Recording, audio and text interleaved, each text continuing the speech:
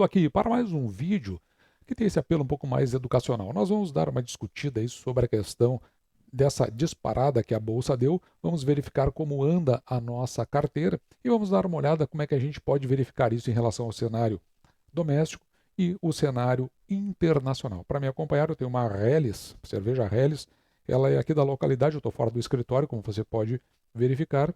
E aqui fora do escritório a gente acaba comprando aqui o que tem de cerveja artesanal, que a gente pode julgar de alguma qualidade dentro da nossa produção nacional.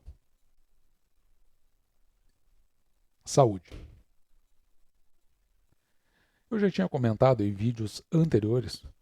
Se você vir aqui no site da Oceans 14, você vai encontrar o histórico de PL, a relação que tem o preço sobre o lucro, e você pode verificar que na última atualização foi do dia 7 de 6 e esse PL estava em 5,62. Hoje é dia 9 de 6 de 2023, vai ser atualizado ao final do dia, uma vez que no dia de ontem, dia 8, foi feriado. E veja aqui de fato, nós podemos verificar aqui essa descida do PL lá do ano de 2020 e esse PL fica nas mínimas históricas, pelo menos nessa que é computada desde 2001. Portanto, aí nós temos 22 anos de PL e a gente consegue verificar o quanto ele está lá embaixo e até, de alguma forma, tentar compreender por que ele está lá embaixo, e sendo que analistas eles estão projetando que quando houver uma subida na Bolsa, ela vai ser uma subida bastante radical, e nós ficamos de olho para ver se existe a possibilidade de aproveitarmos condições como essas que venham a se oferecer. Mas, de fato, subidas muito radicais da Bolsa não nos interessam. No dia de hoje, então, como eu disse, a Bolsa está indo aqui a 117 mil pontos, já teve a 117.600 pontos aproximadamente nesse horário, perto aqui do meio-dia. A Bolsa está subindo 1,44%. E no geral, ela está andando de forma positiva, e quando a gente olha para esse cenário, evidentemente que para aquilo que a gente busca aqui na carteira, a gente tem a compreensão que essas ações, elas passam, as ações pelo menos que fazem parte da nossa carteira, passam a não se oferecer, uma vez que nessa grade de cotação eu mostro aqui ações que são aquelas que fazem parte da carteira do canal ou correlatas com essas ações. São do mesmo segmento. Interessante aqui de nós verificarmos é exatamente essa subida aqui dos últimos 6, 7 dias, o quanto a Bolsa deu essa disparada. Mas ela não vem só de agora, ela já vem há bastante tempo, em consonância com o que os analistas estavam projetando em função daquele PL muito reduzido.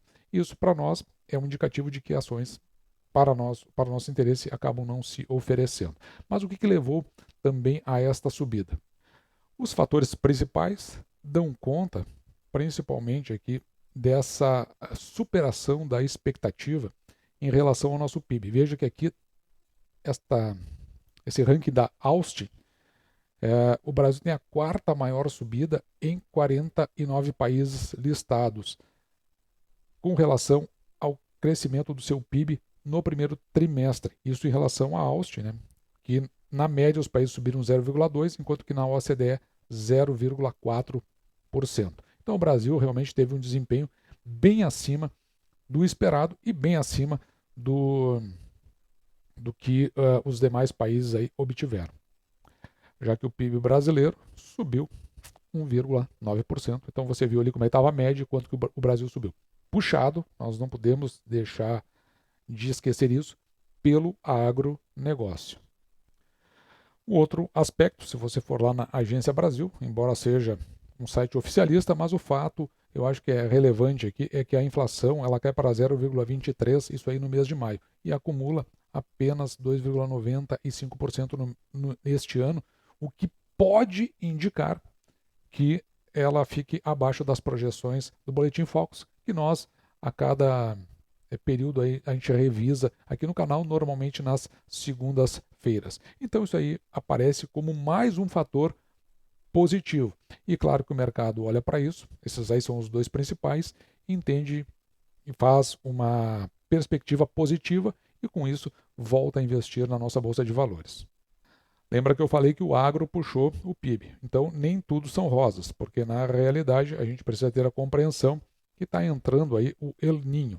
Ele chega com previsão de seca, calor intenso e chuva fortes. E ameaça, veja bem, ameaça a nossa agricultura. Para se ter uma ideia, nós estamos aqui hoje no dia 9/6/2023, está um calor bastante interessante aqui na região. No entanto, está entrando a partir de amanhã uma massa de ar polar, esse é o nome. E ele vai tomar a partir da região sul do Brasil, vai subindo e talvez chegue até os estados do norte. E o curioso é que para a região aqui, essa entrada de ar polar não traz chuva, simplesmente é o resfriamento e se houver, vai ser aquilo que eles chamam de chuva, chuva congelada. Então, isso aí é muito ruim para a agricultura, até pelo período que nós estamos sem chuva aqui, enfim, na região como um todo, né? Se nós pegarmos ali o oeste do Uruguai, o norte da Argentina e o sul do Brasil, estados do Rio Grande do Sul, Santa Catarina e Paraná, então isso pode realmente trazer algum impacto. E lembrando que como o agro é o impulsionador do nosso PIB, pode ter alguma retração. Mas o mais importante aqui também, nós falarmos, é que na carteira do canal nós temos empresas que são do segmento de seguros, como o IRB Brasil, quer dizer, Resseguros, Caixa Seguridade e BB Seguridade. E essas três empresas aí, elas são muito fortes lá do outro lado, justamente por ter prêmios vinculados com o agronegócio. Se houver uma seca, ou até chuva intensa que inviabilize o setor agro, ou calor intenso fora de época, os seguros são acionados e, consequentemente, isso aí tem impacto dentro, não só do PIB, na economia como um todo, mas justamente nos preços dessas ações. Por isso que nós estamos muito de olho nesses três segmentos. Eu já falei isso aí desde o início do ano. Uma outra questão muito negligenciada, veja aqui, ó, a zona do euro entra em recessão técnica. Isso aqui está no site da revista Oeste. E veja que a economia do continente como um todo, ali da zona do euro, se contraiu por 2 trimestres seguidos. Aqui no canal a gente considera uma recessão técnica com 3 trimestres seguidos. 2, vamos dar uma olhada como vai se comportar o próximo para ver se talvez a economia como um todo ela se encaminhe para um processo recessivo, o que não é nenhuma, talvez não uma recessão tão forte quanto em algum momento se chegou a imaginar, mas isso na economia global como um todo tem os seus impactos. E outra questão significativa está aqui no site da ABEL, Associação Brasileira de Empresas de Leasing. Veja que os Estados Unidos destinarão até 1 trilhão a crédito para o consumidor, ou seja, o que essa notícia quer dizer é que os Estados Unidos vão injetar dólares na economia. Com isso, claro, levanta a economia, por outro lado, gera um espectro de inflação. Isso aí desencadeia uma sequência que pode levar a uma continuidade do processo inflacionário mundial. Nesse aspecto, nós vimos agora há pouco uma redução da inflação, mas talvez a nossa taxa de juros ela continue alta por mais um bom tempo. E evidentemente que a taxa de juros alta ela faz isso, né? Retirar o dinheiro da economia, faz, por outro lado, isso que a gente está vendo, uma contenção inflacionária, mas o todo da economia ele não se movimenta. Olhando para o desempenho da nossa carteira, veja aqui, ó, em azul está a linha da nossa carteira. Aqui eu estou no comparativo mensal. Veja que nós estamos acima do CDI, que é esta linha verde. Se nós acionarmos aqui o IPCA, também continuamos acima, até o próprio CDI, que está atrelado à taxa de juros a taxa de juros brasileira. Então nós estamos acima tanto do CDI quanto da inflação.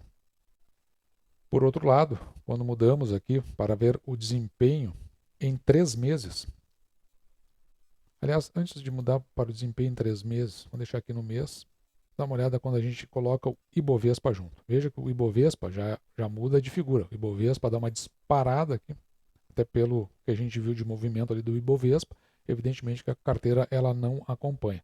E enquanto que o Ibovespa ele cresce no mês 5,79%, a nossa carteira cresceu 0,33%.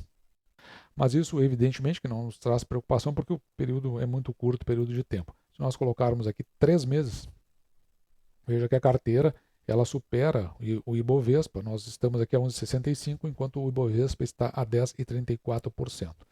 Se colocarmos aqui um ano inteiro, Bom, muito mais ainda, porque neste caso a carteira vai a 21,91 e Bovespa a 0,15 e ganhamos aí do CDI e ganhamos do IPCA. O CDI, evidentemente, na média, né, 13,48, sabendo que a taxa Selic ela está a 13,75. Isso é porque é feita a média, né? E ela só chegou nesse patamar, se eu não me engano, a partir de setembro de 2022.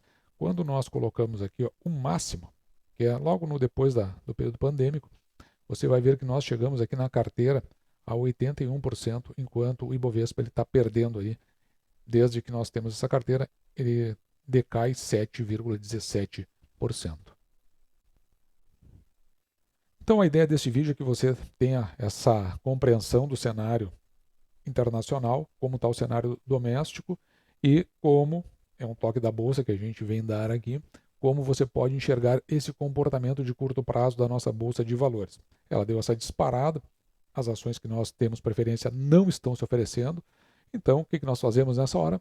Nós simplesmente fazemos caixa. Vamos guardando o dinheiro porque temos a noção de que em algum momento haverá uma retrocessão, talvez não em patamares muito baixos, mas é o momento em que as ações, principalmente as que fazem parte da carteira daquelas que são dos segmentos que nós temos na carteira, vão passar a se oferecer e chegarão a boas oportunidades. Mas você faça a sua análise, chegue à sua conclusão, verifique se é isso mesmo.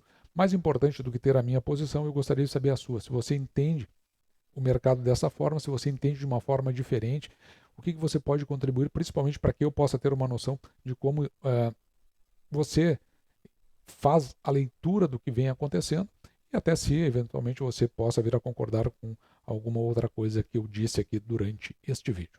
Assim, vou ficando por aqui, vou me despedindo de você, deixando, como sempre, o meu grande abraço.